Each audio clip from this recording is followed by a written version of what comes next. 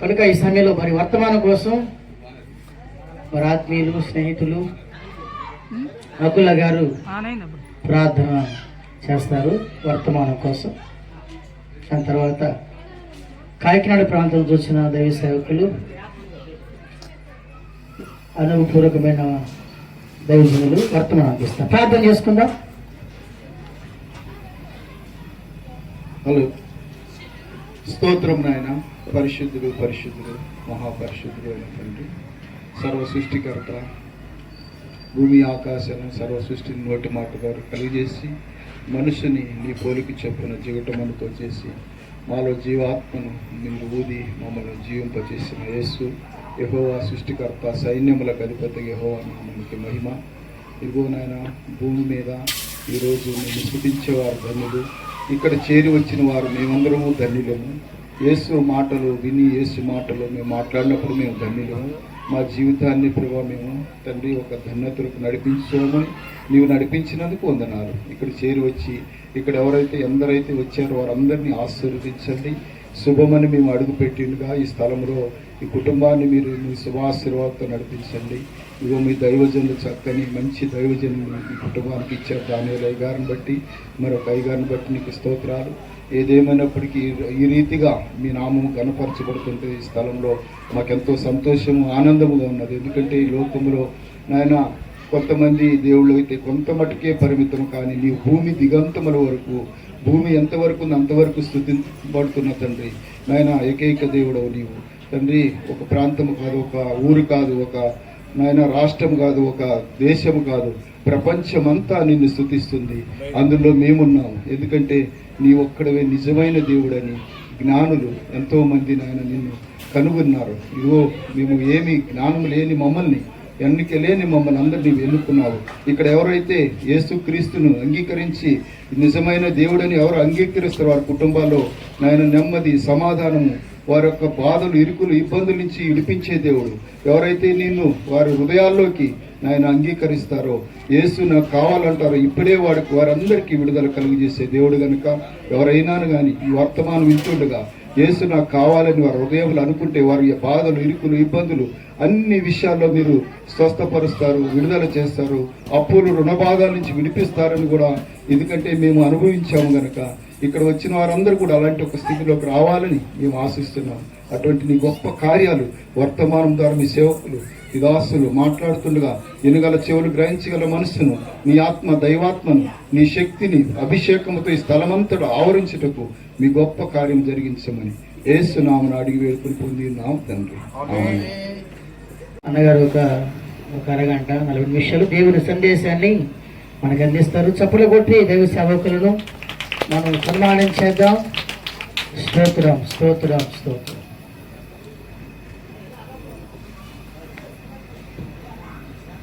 అజ్మాన్ కావాలా? తెలుగు టు కన్నడ.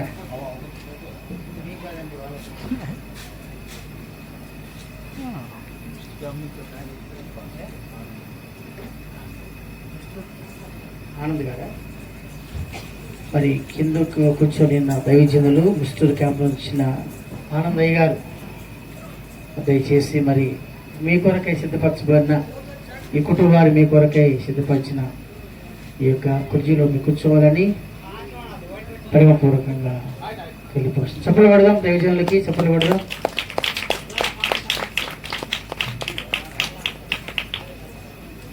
వర్తమానం పడదాం.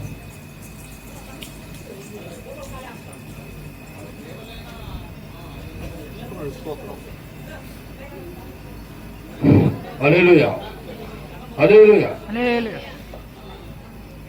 దేవుని స్తోత్రం. చూడండి, దావీదు కీర్తన 37వ అధ్యాయం 3వ వచనం చదువుదాం. దయచేసి చదవండి. దావీదు కీర్తన 37వ అధ్యాయం 3వ వచనం.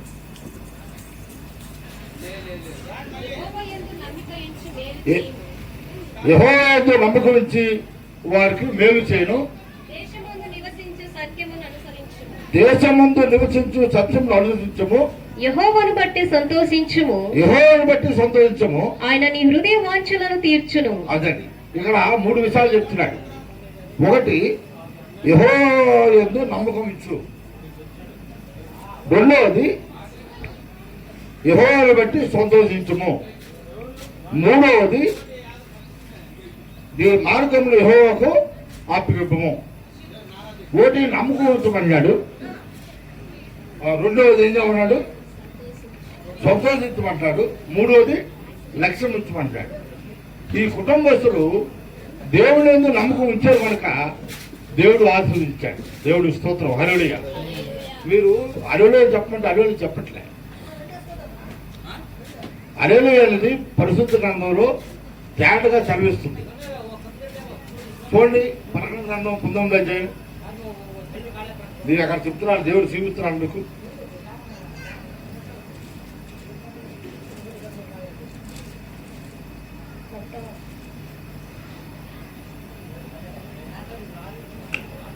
చదవండి, మొదలు వస్తున్న 3వ పేజీ చదవండి. ప్రభువుని స్తుతించుడి. ఆ ప్రభువుని స్తుతించండి. ప్రభువుని స్తుతించడం అంటే ఏంటి? ఆ పక్కన రాయబడి చదవండి. హల్లెలూయా. తర్వాత రక్షణ మహిమ ప్రభావములు మన దేవునికే చెల్లును. అది ప్రభువుని స్తుతించండి అంటే హల్లెలూయా. దేవునికి స్తోత్రం చెప్పనమాట. మీరేంటో కానీ హల్లెలూయా చెప్పమంటే అసలు చెప్పట్లే. మా ఆంధ్రాలో తూర్పుగోదావరి కానీ, పశ్చిమ గోదావరి కానీ, కృష్ణా జిల్లా కానీ అంటే మేము చెప్పకుండానే వాళ్ళు చెప్తారు దేవునికి స్తోత్రం హల్లెలూయా. అందుకేంటంటే ఇక్కడ ఏమన్నాడంటే యెహోవా యందు నమ్మకం ఉంచు. ఈ కుటుంబస్తులు నమ్మకం ఇచ్చారు. దేవుని యందు నమ్మకం ఇచ్చి ఉన్నారు కనుక ఈ కుటుంబాన్ని దేవుడు ఏం చేశాడండి, ఆశీర్వదించాడు. ఒక ఇల్లు కట్టుకున్నాడు. దేవుడికి స్తోత్రం హల్లెలూయా. రెండోది చదవండి, యెహోవాను బట్టి సంతోషించు. ఈ కుటుంబం అంతా కూడా దేవుని యందు సంతోషంగా ఉన్నారు, ఆనందంగా ఉన్నారు. కారణం ఏంటంటే ఆ తల్లి ప్రార్థన, ఆ తల్లి చేసిన ప్రార్థన ఆ రాజుగారికి, రాజుగారి భార్యకి, పిల్లలకి దేవుడు సహాయం చేశాడు. దేవుడికి స్తోత్రం హల్లెలూయా. హల్లెలూయా. సంతోషంగా ఉన్నారు వాడు. తర్వాత ఇంకోటి చెప్పండి, మూడోది నీ భారతం యెహోవాకు అప్పగింపుము. దేవుడికి మనం ఎప్పుడైతే సమర్పించుకుని అప్పగించుకున్నామో దేవుడు తప్పకుండా మన బ్రతుకులో గొప్ప కార్యాలు చేస్తాడు. ఏం చేస్తాడు చెప్పండి, మీరు అందరూ చెప్పండి. మన బ్రతుకులో దేవుడు కార్యాలు చేస్తాడు. ఎప్పుడు? ఆయన కనిపిస్తుంటాం, ఆయనలో సంతోషించుకున్నప్పుడు, ఆయన్ని నమ్ముకున్నప్పుడు ఆయన మన పట్ల గొప్ప కార్యములు చేస్తాడు. యేసుప్రభువు వారు భూమి మీదకి వచ్చాయండి. ఎన్నాళ్ళ క్రితం వచ్చాడు? 2000 సంవత్సరాల క్రితం భూమి మీదకి వచ్చాడు. వచ్చిన తర్వాత 33 సంవత్సరాల భూమి మీద జీవించాడు ఆయన. ఎన్ని సంవత్సరాలు జీవించాడు చెప్పండి? 33 సంవత్సరాలు. 30 సంవత్సరాలు తండ్రి దగ్గర వడ్రాజు కుమారుడిగా పనిచేశాడు. వడ్రాజుగా ఉన్నాడు. 3.5 సంవత్సరాలు సువార్త మరణించాడు. ఈ 3.5 సంవత్సరాల సువార్తలో ఒక రోజున ప్రాంతం వెళ్తున్నాడు. ఆ ప్రాంతం వెళ్తుంటే ఆ ప్రాంతంలో ఒక పుట్టుకుట్టువాడు ఒక ఆయన కూర్చున్నాడు. యోహాను సువార్త 9వ అధ్యాయం చూడండి దయచేసి. యోహాను సువార్త 9వ అధ్యాయం.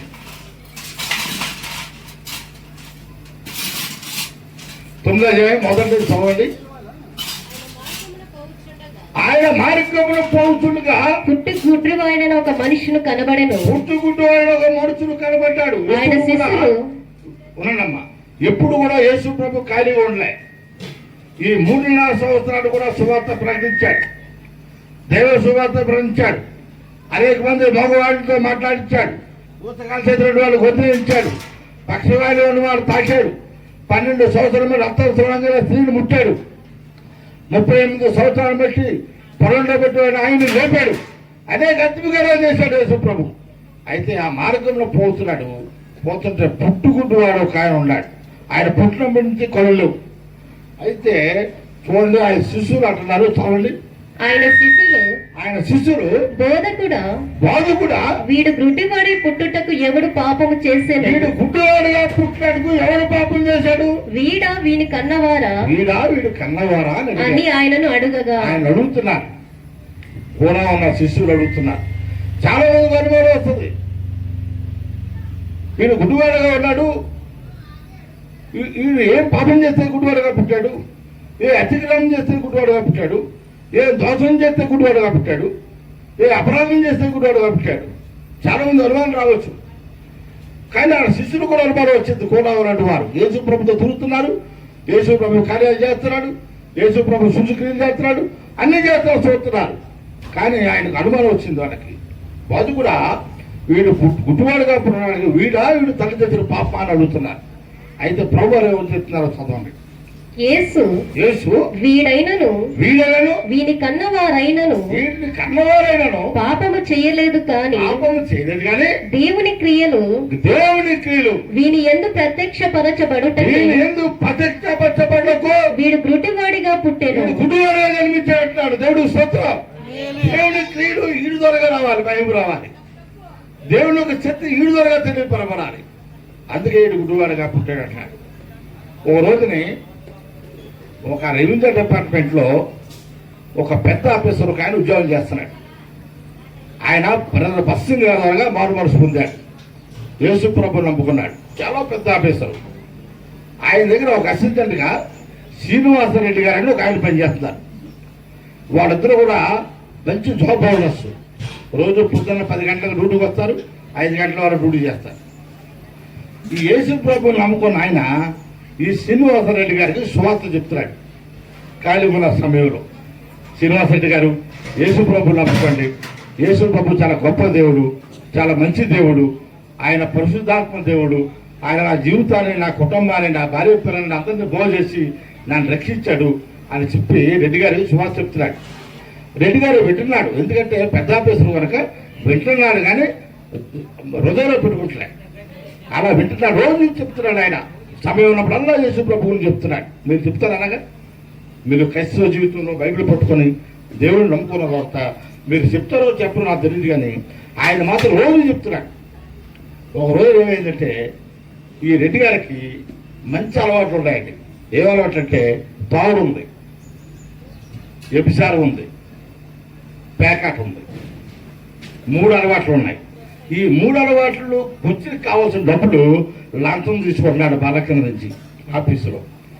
ఈ క్రిస్టియన్ బ్రదరు ₹1 లంచం తీసుకోడు.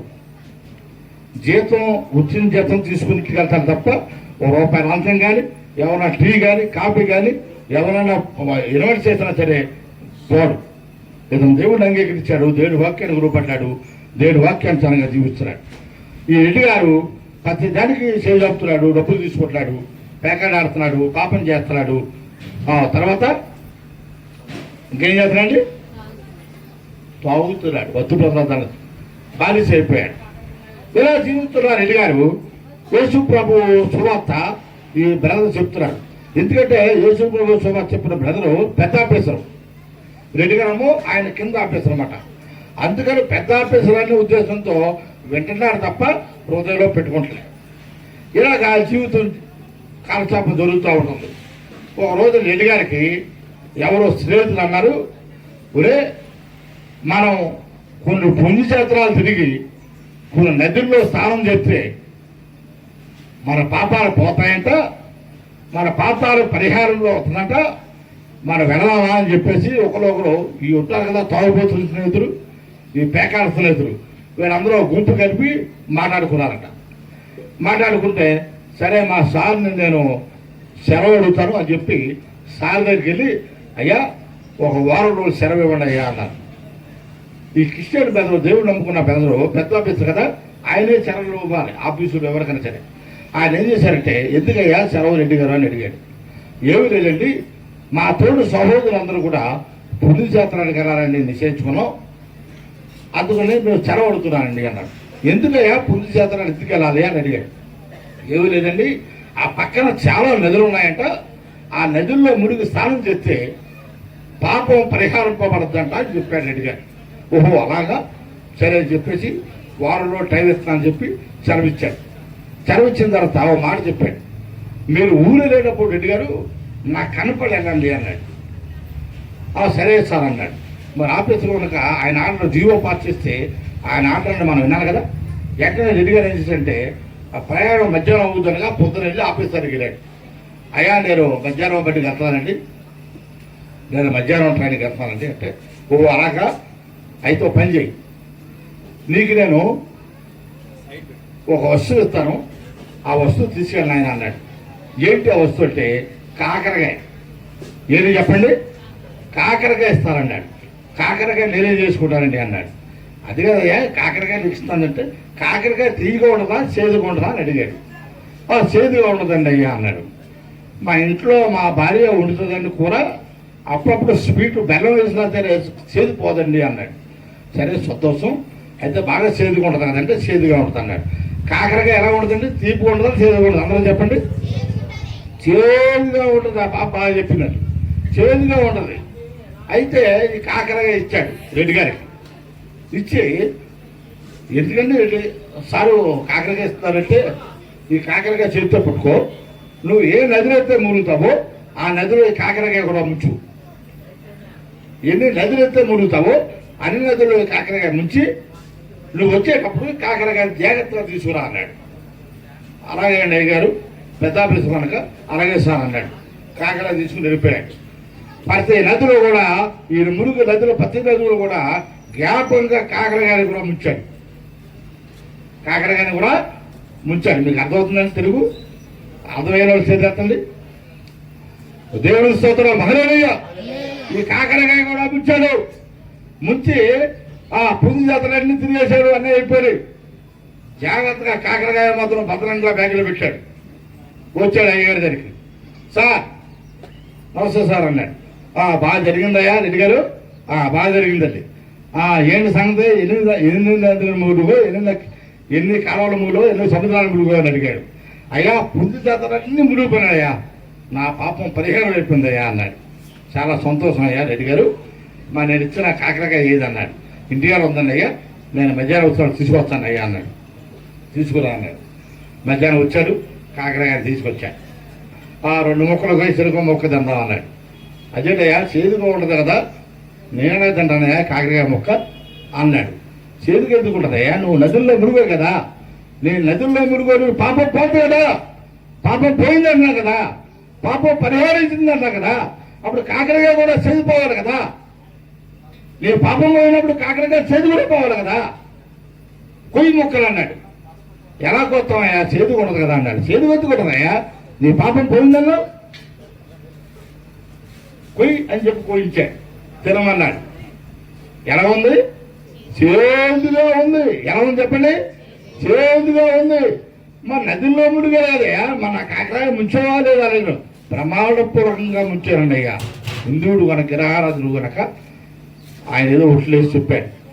అప్పుడు అన్నారు దేవుడు నమ్మని పెట్టన్నారు, కాకరకాయ నీళ్ళలో మురిగితే చేదు ఎలా పోలేదో నీ పాపం కూడా పోలేదు. దేవుడు స్తోత్రం.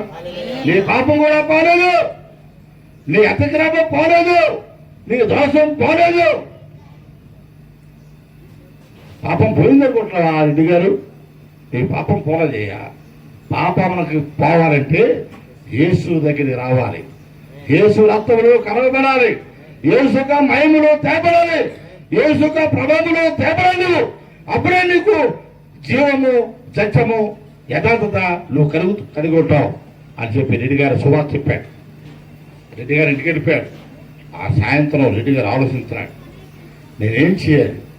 నేను నదిని మునిగాను, ఇన్ని పొది చేత్రాలు మునిగాను, నాతో పాటు కాకరకాయ కూడా ఉంచాను, కాకరకాయ చేదుకోలేదు, నా పాపం పోయిందని నేను ఎలా అనుకుంటాను?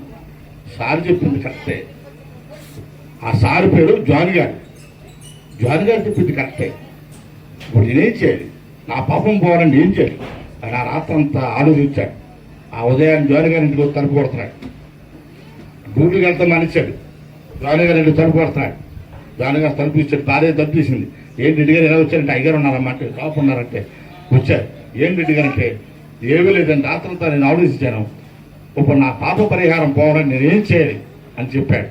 ఇప్పుడు బైబిల్లో కొన్ని మాటలు చెప్పి ఆయన దేవుడి దగ్గర తీసుకొచ్చి సేవకుడు పత్సింగ్ గారి దగ్గర తీసుకొచ్చాడు. పత్సింగ్ గారు అంటే మీకు తెలుసో తెలియదో కానీ గొప్ప దైవ సేవకుడు ఆయన. ఇండియాలో 14,000 సంఘాల కట్టినట్టు మహానుభావుడు, గొప్ప సేవకుడు. దేవుడి స్తోత్రం హల్లెలూయా. పత్సింగ్ గారు తీసుకొచ్చాడు. ఇది 50 ఏళ్ల క్రితం జరిగిన చరిత్ర. పత్సింగ్ గారు తీసుకొస్తే పత్సింగ్ గారు సువార్త చెప్పి ప్రార్థన చేశారు శ్రీనివాసరెడ్డి గారికి. ప్రార్థన చేస్తే దేవుడు కృప ఆయన హృదయాన్ని తెరవబడదు. దేవుడి స్తోత్రం హల్లెలూయా. ఇప్పుడు ఆ రెడ్డి గారు ఏం చేస్తున్నారు చెప్పండి? ఢిల్లీలో పాస్టర్గా చేస్తున్నారు. దేవుడి స్తోత్రం హల్లెలూయా. 14,000 మంది సంఘానికి పాస్టర్ ఆయన. దేవుడి స్తోత్రం హల్లెలూయా. అదే అంటాడు, వీడు చేసిన వీడు కన్నవాళ్ళ పాపం చేసిందంటే వీడి కాదు, వీడు కన్నవాళ్ళు కదయ్యా. మన సంగమా ఆ వాక్యను దేవుని క్రియలు వీడి వల్ల ప్రత్యక్షపరచబడాలని వీడు గుడ్డివాడిగా పుట్టాడు. రెడ్డి గారు ఆ పాపములు పోవడానికే ఆ జీవితాన్ని మార్చిన వరకు ఆ క్రిస్టియన్ సహోదరు ఆఫీసర్గా ఇచ్చాడు. దేవుడి స్తోత్రం హల్లెలూయా హల్లెలూయా. నువ్వేదో సువార్త చెప్తావో లేదో నీ తోటి ఉద్యోగస్తుడికి, నీ ఆఫీసులో నీ తోటి వారు నువ్వు వాకింగ్ చెప్పగలుగుతావా? నీ తోటి సహోదరి వాకింగ్ చెప్పగలుగుతున్నావా? నీ ఇంటి పక్క వాళ్ళ సువార్త చెప్పగలుగుతున్నావా? కాదు, ఈయన ఆ రెడ్డి గారి మౌన మనసు పొందేదాకా విడిచిపెట్టలే. రెడ్డి గారు దేవుణ్ణి ఎందు విశ్వాసించుట విడిచిపెట్టలే. దేవుని నమ్మకం ఉంచే వరకు విడిచిపెట్టలే. దేవుని నమ్మకం ఉంచాడు. రెడ్డి గారు 14,000 మంది సంఘానికి సేవకుడు అయిపోయాడు. దేవుడు స్తోత్రం హల్లెలూయా. చూడండి, ఇంకా సార్లు కిందమండి. పగలున్నంత వరకు నన్ను పంపిన వాని క్రియలు మనము చేయిచుండవలెను. రాత్రి వచ్చుచున్నది, అప్పుడు ఎవడును పని చెయ్యలేడు. నేను ఈ లోకంలో ఉన్నప్పుడు లోకమునకు వెలుగునని చెప్పెను. లోకంలో వెలుగునని చెప్తున్నాడు ఆయన. ఇట్లా చెప్పి నేల మీద ఉమ్ము వేసి ఉమ్ముతో బురద చేసి వాని కన్నుల మీద బురద పూసి నీవు శిలోయము కోనేటికి వెళ్ళి అందులో కడుక్కొనమని చెప్పాను. ఎలమలండి శిలోయమున కోనేటి కనపడాడు. ఏమయ్యా, నేను ఎందుకు వెళ్ళాలి? నాకేం పని? అంత దూరం వెళ్ళి నదిలో స్నానం చేయాలి, కనుక్కోవరా? ఏది నువ్వు ఎలా చెప్తున్నావు? నువ్వు వచ్చి చేతులు వేస్తే తగ్గిపోదా అని ఎదురు ప్రశ్న చేయలే గుడ్డివాడు. దేవుడు ఏం చెప్పాడో అదే చేశాడు. దేవుడు స్తోత్రం హల్లెలూయా. దేవుడు ఏం చెప్పాడో చేశాడు. చూడండి, శిలోయమను మాటకు పంపబడిన వాడని అర్థం. వాడు వెళ్ళి కడుక్కొని చూపగల వాడై వచ్చాను. దేవుడు స్తోత్రం హల్లెలూయా హల్లెలూయా హల్లెలూయా. వెళ్ళాడు, దేవుడు చెప్పింది చేశాడు. దేవుడు నాతో దైవేదుడితో చెప్పాడు, ఓ నాయుడు, నువ్వు నష్టపోతావు, నీ జీవితం పాడైపోయింది, నీ బతుకు పాడైపోయింది. ఇంకో నువ్వు జ్యోతులు ప్యాకెట్లాడి డబ్బులు అక్కడ ప్యాకెట్లో తగలవేసి ఇంటికి వచ్చి ఏ వేరన్నవాడుగా కూర్చునేవాడు. మా నాన్నగారు అడిగారు, డబ్బు ఏదయా అక్కడ డబ్బు అనేది అని అడిగితే నేను మౌనంగా ఉండేవాడిని. ఎందుకంటే డబ్బులు తీసుకోండి నేనే, డబ్బులు తీసుకోండి నేనే, జాదు వాడినవాడు నేనే, జాదులో డబ్బులు పోగొట్టుకున్నవాడు నేనే. ఆ డబ్బులు సంపాదించి ఆ డబ్బులు తిరిగి వచ్చి అక్కడ పెడదాం అనుకున్నాను నేను. కానీ ఏమైంది? జాదులో డబ్బులు పోయినాయి. ఆ తర్వాత యేసు ప్రభు సత్యాన్ని తెలుసుకున్నాను. యేసు ప్రభు మార్గంలో వచ్చాను. యేసు ప్రభు ఒక సత్యము అనుసరించాను. తౌలు పోయింది, పెకడ పోయింది, శరీరం దాని పాపాలు పోయి సంవత్సరాలు విడుదలైపోయి దేవుడు సువార్తలో ముందుకెళ్తూ ఈరోజు దైవేద్యుడిగా మీ ముందు నేను నిలబడ్డాను. కారణం ఏంటంటే ఈ పాపమైన గుడిదారాన్ని దేవుడు ఇచ్చాడు, విడుదల చేశాడు. పాపమైన గుడిదారాన్ని విడుదల చేసి ఆ నూతనమైన మార్గులకు నన్ను తీసుకుని వచ్చాడు. ఈ గుడివాడిని ఎలా రక్షించాడు, ఆ రెడ్డి గారిని ఎలా మార్చాడు, నా బతుకును ఎలా మార్చాడు, అలా మీ జీవితాలు, మీ బ్రతుకులు, మీ యొక్క కుటుంబంలో ఉన్న పరిస్థితులన్నీ కూడా మారుతాడు. ఎప్పుడంటే యేసు ప్రభువుకి వచ్చినప్పుడు, యేసు ప్రభు పాదాలు వచ్చి యేసు ప్రభు స్వతంత్రంగా అంగీకరిస్తే మీ కుటుంబంలో గొప్ప దేవుని ఉంటుంది. మీరు అనుకుంటున్నారు ఇది కుర్రం కాదమ్మా, ఇది మతం కాదు. ఇది మతం అనుకుంటున్నారు చాలామంది. నేను అలా అనుకున్నా. మేము పెద్దనాయుళ్ళు, ఇది మతం, ఇది మార్గం కాదు అనుకున్నా తెలియక. కానీ ఇది మార్గం అని ఆ యొక్క సత్యాన్ని తెలిసిన తర్వాత అప్పుడు నాకు అర్థమైంది. ఇది కులం కాదు, కులం కూడి పెడతాం. మనకి రెండే కులాలు ఉన్నాయి ప్రపంచంలో. నీవు ఇదివరకు కూడా చెప్పా మీకు, ఒకటి పురుషులు, 2 స్త్రీ, 2 కులాలే తప్ప వేరే కులాలు లేవు. మేము రెడ్డిగాళ్ళు, మేము బ్రాహ్మణులు, మేము వైశ్యస్సు, మేము కౌంట్లు, మేము రాజులు అది అని చెప్పుకుంటున్నాం. మన తెలియక దేవరాజు చెప్పుకున్నాం మేము పెద్దనాయుళ్ళు అని. మేము పల్లెలోకి వెళ్తే ఒకసారి మా అమ్మగారు ఏం చేశారంటే, ఎక్కడికి వెళ్ళేవారు అన్నారు. నా తోటి స్నేహితుడు 5వ తరగతి చదువుతున్నాడు. అతను మాదిగోళ్ళ అబ్బాయి. నేను మాదిపోలేనమ్మా అన్న. అక్కడ నుంచో అని చెప్పి బకెట్ని తీసుకొచ్చి నా నెత్తి మీద పోసి నా బట్టలు నింపి బయట పారేసింది. ఆ బట్టలు వేసిపోతుంది. అలాంటి కుటుంబంలోంచి ప్రభు యేసుక్రీస్తు రక్షకుడని, ఆయన సజీవుగల దేవుడని, ఆయన మహిమగల దేవుడని, ఆ నిత్య నిరాకరణ దేవుడని నేను గుర్తించి గ్రహించి ఆయన కృపలోకి నేను తేపడ్డాను. ఒక వాక్యం చూద్దాం. యోహాను సువార్త 1:4 చోట లాస్ట్ మాట చెప్పి నేను ముగిస్తాను. 1:4 సహాయం చేయండి. ఆయనలో జీవముండెను, ఆయనలో జీవముండెను, ఆ జీవం మనుషులకు వెలుగై ఆ ఉండెను. జీవం మనుషులకు ఏమైంది? వెలుగై వెలుగైంది. పాపలైనటువంటి వారి వెలుగులో తీసుకురావడానికి ఆయన భూమి మీదకి వచ్చాడు. యేసు అనగా రక్షకుడు, క్రీస్తు అంటే అభిషిక్తుడు, ప్రభు అంటే రాజుకు రాజు. అంతేగాని కులం కాదు, మతం కాదు. ఆయన సర్వసత్య మార్గంలోకి నన్ను నడిపించిన కొరకాయ ఆయన భూమి మీద మానవతారం ఎత్తి ఆయన 33 సంవత్సరాలు ఉండి ఆ భూలోకములో ఆయన నీ కొరకు నా కొరకు కరవలశిలో త్యాగం చేసి మరణించి సమాధం చేసినటువంటి వాడు ఓ ప్రభు అయిన యేసుక్రీస్తు తప్ప ఇంకెవరు కాదు. కారజ్ఞానంలో చెప్తుంది. ఈరబాబం గారు కారతో అన్నాడు. ఏరోబోకి వసంతరాయుడు వస్తున్నాడు అన్నాడు ఏరోబాబం గారు. బ్రహ్మం గారు చెప్పాడు కారజ్ఞానంలో ఏరోబోకి వసంతరాయుడు వస్తున్నాడు అన్నాడు. ఈరుడంటే ఎవరు? సమస్తాలు జయించిన వాడు. భోగం అంటే ఎవరు? భోగం అనిపించిన వాడు. వసంత అంటే ఎవరు? సుహాసన కలిగిన వాడు. రాయుడు అంటే ఎవరు? రాజ్యాన్ని వెళ్ళివాడు. ఆ రాజ్యాన్ని వెళ్ళివాడు, సుహాసన కలిగిన వాడు, ఆ మహిమ దేవుడు ఎవరంటే ప్రభు అయిన యేసుక్రీస్తు. దేవుడికి స్తోత్రం. హల్లెలూయా. ఎర్రబాబు గారు చెప్పారు యేసు ప్రభు గురించి. ఏరోబోకి వసంతరాయుడు వస్తున్నాడని. వీడంటే సమస్తాన్ని జయించిన వాడు, పాపమును జయించాడు. భోగి అంటే భోగాన్ని అనిపించేవాడు, వసంత అంటే సువాసన కలిగినవాడు, రాయుడంటే రాజ్యాన్ని వెళ్ళివాడు. ఆయనే ప్రభు అయిన యేసుక్రీస్తు అని ఏరమ్మ గారి గ్రంథాల్లో ఉంది, వేద గ్రంథాల్లో ఉంది. కన్య గర్భవతి కుమారుడు కనండి వేద గ్రంథాల్లో ఉంది, ప్రసంగ గ్రంథాల్లో ఉంది. ఇప్పుడు సమయం లేదు మీకు చెప్పడానికి. అనేక గ్రంథాల్లో రాయబడి ఉన్నది, మేము చదివాం. అందుకని ప్రభు యేసుక్రీస్తే లోకరక్షకుడిగా నిన్ను నన్ను రక్షించే వరకు మనందరినీ కూడా ఆయన మార్గంలో నడిపించిన వరకు ఆయన పరలోకం నుంచి భూమి మీదకి వచ్చాడు. మళ్ళా ఆ వచ్చిన చదువుకుని ఆపేస్తాను. మన 4 వచ్చును. ఆయనలో జీవముండెను, ఆయనలో జీవమును, ఆ జీవం మనుషులకు వెలుగై ఆ ఉండెను. జీవము మనుషులకు ఇరిగేయుడును, ఆ వెలుగు చీకటిలో ప్రకాశించుచున్నది, ఆ చీకటిలో ప్రకాశిస్తున్నది గాని ఆ చీకటి దాన్ని గ్రహింపకుండెను. అదే ఈ మత్స్యప్రదాన్ని అలాడైపోయి యేసుప్రభు దేవుడు అందరూ తెలుసండి. పరవశ శనచూనారాయణ గారు బ్రాహ్మలు యేసుప్రభు నమ్ముకున్నారు. రక్షణ వార్త ప్రకటిస్తున్నారు ఈ కుటుంబం హైదరాబాద్లో.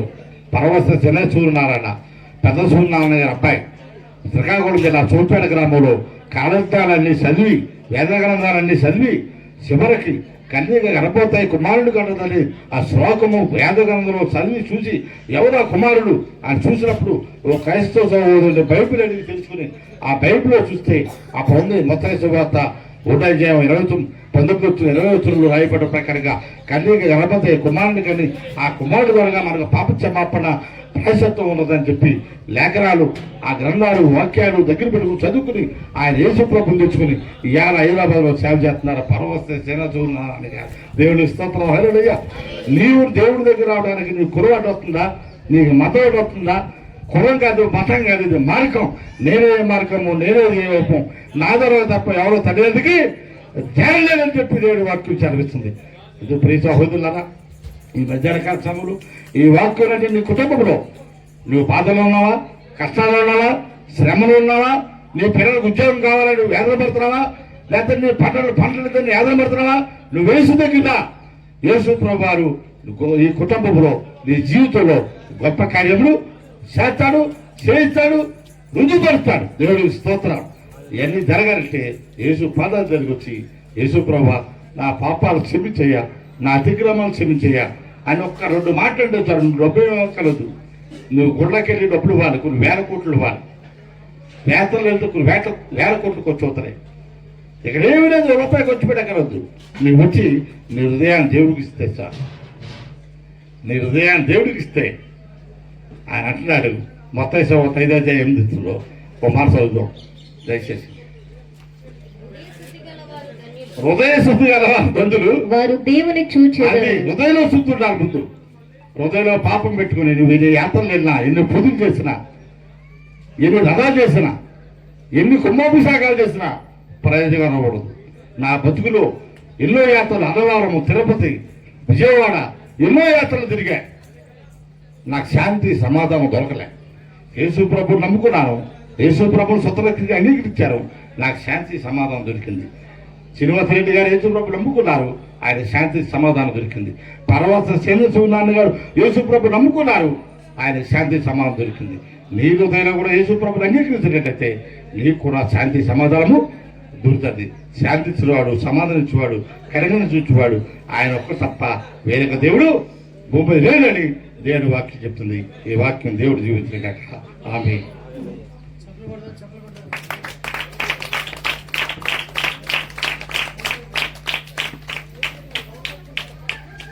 తత్వాన్ని ఇచ్చిన దైవజనులకు హృదయపూర్వకమైన సంఘం తరపున, ఇంటి వారి తరపున వందన చెల్లిస్తున్నాం.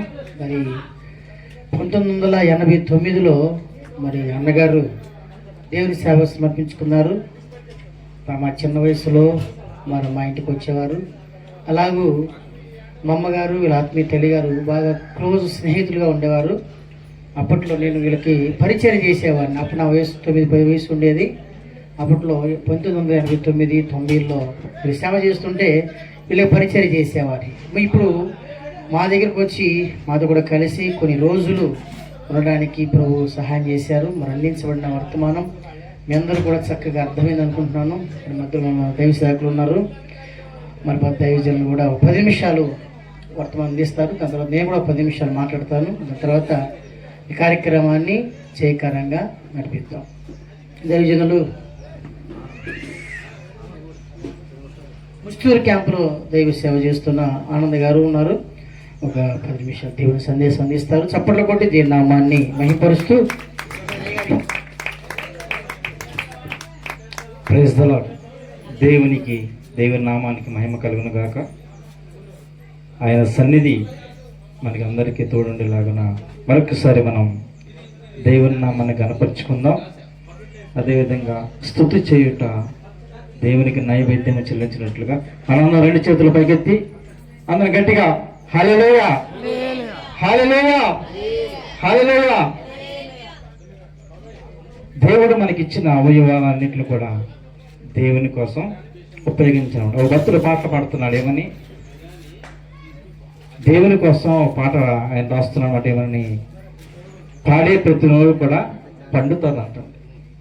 అలాగే దేవుడు మనకి ఇచ్చిన అవయవాలని ఆయన విషయంలో మనము వాడబడినట్లయితే దేవుడు మన జీవితంలో అనేకమైన అద్భుత కార్యాలు చేస్తాడని ఆయన మనము ఆరాధించుకుందాం.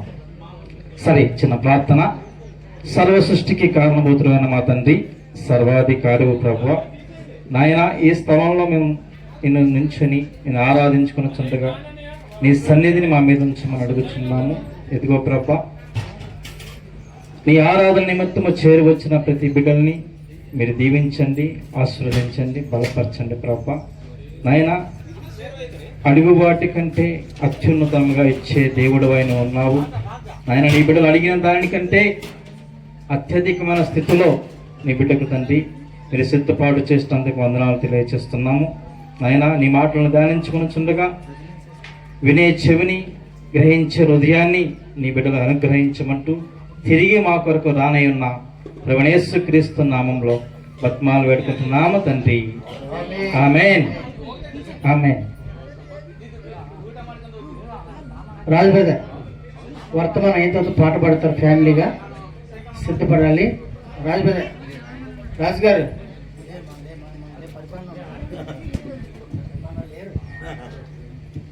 నేను కేవలం ఒక 5 నిమిషాలు మాత్రమే మాటను మీతో పంచుకోవాలని ఆశపడుచున్నాను. మానవుని జీవితంలో ప్రతి ఒక్కరికి ఒక ఆశ అనేది ఉంటుందండి. ఆశ లేని మానవుడు ఎవరు కూడా లేరు. ప్రతి ఒక్కరికి ఆశ అనేది దేవుడు కలిగిస్తాడు. అది ప్రేరేపణ ద్వారా కానీ, ఎదుటి వ్యక్తులను చూడటం ద్వారా కానీ ఆ ఆశను ఎలా నెరవేర్చుకోవాలి, ఆ ఆశకు తగ్గ ప్రతిఫలాన్ని దేవుడు ఎలా పొందుకోవాలి దేవుని యొద్ద నుండి అనే అంశాన్ని మనం ఒకసారి చూసినట్లయితే, ఇక్కడ దేవుడు ఒక అంశాన్ని ఒక ప్రాణి ద్వారా తృప్తిపరచబోతున్నాడు. హల్లెలూయా, హల్లెలూయా. దేవుడు మనం చూసుకుందాం. దావీదు మహారాజు తన గ్రంథాలన్నింటిలో కూడా రాస్తూ కొన్ని గ్రంథాలను మాత్రం ప్రాముఖ్యముగా ప్రచురించబడ్డాయి. దావీదు మహారాజు జీవితంలోని తన్ను తాను సమర్పించుకుంటూ దేవునికి కొన్ని మాటలను తెలియపరుస్తున్నాడు. మనం చూస్తాం.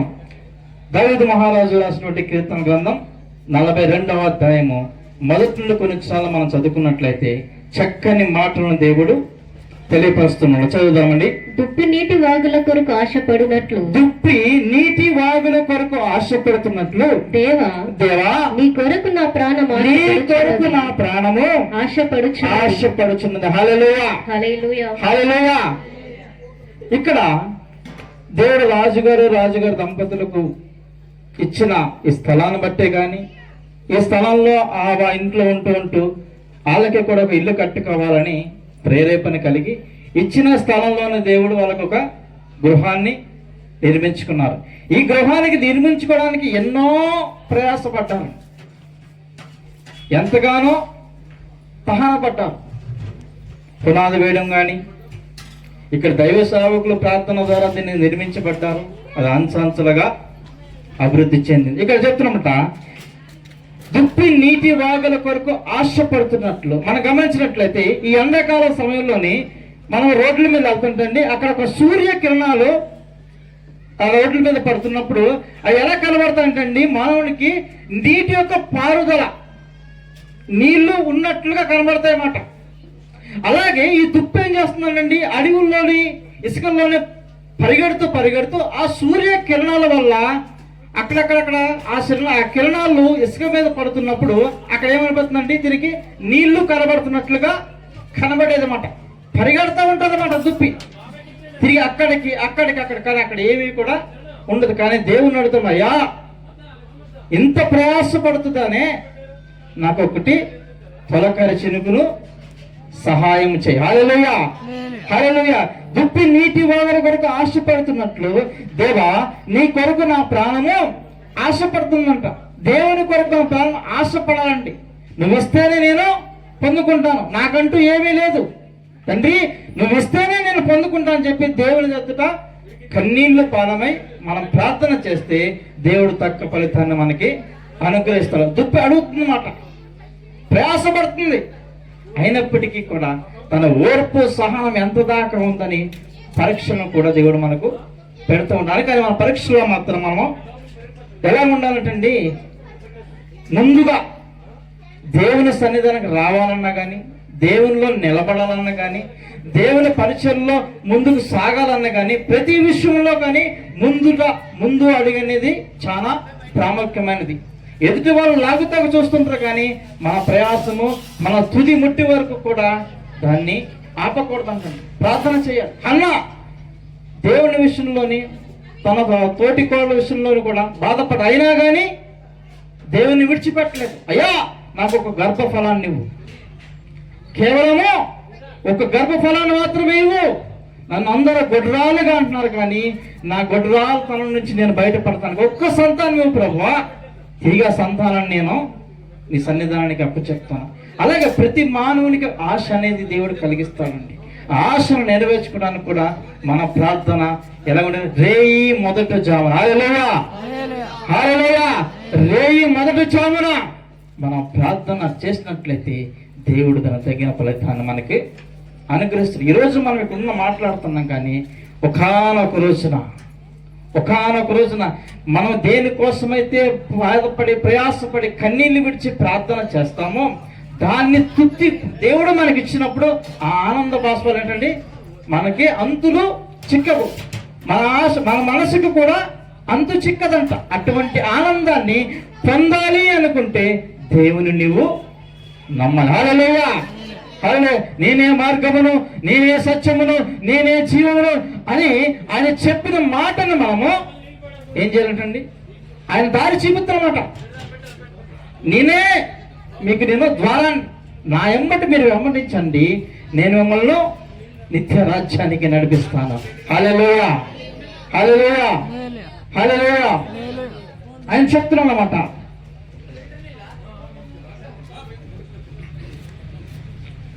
నా ప్రాణము దేవుని కొరకు తృష్టి కొనుచున్నది, జీవము గల దేవుని కొరకు తృష్టి కొనుచున్నది. దేవుని సన్నిధికి నేను ఎప్పుడు వచ్చేదను, ఆయన సన్నిధిని నేనెప్పుడు కనబడదును. హల్లెలూయా, హల్లెలూయా. దావీదు మహారాజు అంటున్నాడు, అయ్యా నా జీవితం ఎటు ఉన్నా పర్లేదు, నేను ఎలా ఉన్నా పర్లేదు, కానీ నేను నీ సన్నిధానానికి రావటానికి నేను నా ప్రాణము ఆశపడుతూ ఉంది. నా ప్రాణం ఎంతో తృష్టిగానుచున్నది. ఆ జీవితంలో నేను మరపలేని క్షణం అంటే నీ సన్నిధిలో నేను నివసించాలి. ఆయన సన్నిధిలో మనం ఉండాలి. వేగన పడుతుందంట దుప్పి. అలాగే నా మనస్సు కూడా నీ సన్నిధానంగా రావడానికి ఆతృత పడుతుంది. ఈ స్థలంలో ఈ బిడ్డలో నిర్మించుకున్న ఈ గృహ విషయంలో కూడా ఎంతగానో ఆశపడ్డారు, ఎంతగానో ప్రయాసం కష్టపడ్డారు. ప్రభువా నా యొక్క గృహాన్ని నువ్వు నిర్మాణం చే. అందుకంటున్నా యెహోవా ఇల్లు కట్టించిన దాని కట్టు ప్రయాసము వ్యర్థమంటాడు. యెహోవా దేవుడు ఇల్లు కడితేనే దాన్ని కట్టించినట్లుగా ఆయన లేఖనాలు తెలియజేస్తుంది. ఆయన చెప్తున్నమాట, ప్రతి విషయంలో కూడా నమ్మకం అనేది చాలా ప్రాముఖ్యమైనది. దేవుని విషయంలో మనం నమ్మకంగా ఉన్నట్లయితే దేవుడు కొంచెంలోనే నమ్మకం ఉండి అత్యధికమైన దీవెనలు దేవుడు మనకు అనుగ్రహించేలాగా ఈ కొద్ది మాటలను దేవుడు దీవించి ఆశ్రయించిన. ఎందుకంటే దైవజనులు రావడం ఆలస్యమైంది, అయినప్పటికీ కూడా సకాలంలో ఆయన వచ్చారు. ఆయన మనతో పాటు మనకు కొన్ని మాటలు పంచుకుంటారు. కాబట్టి ఈ కొద్ది మాటలు దేవుడు దీవించి ఆశ్రయించిన కాక.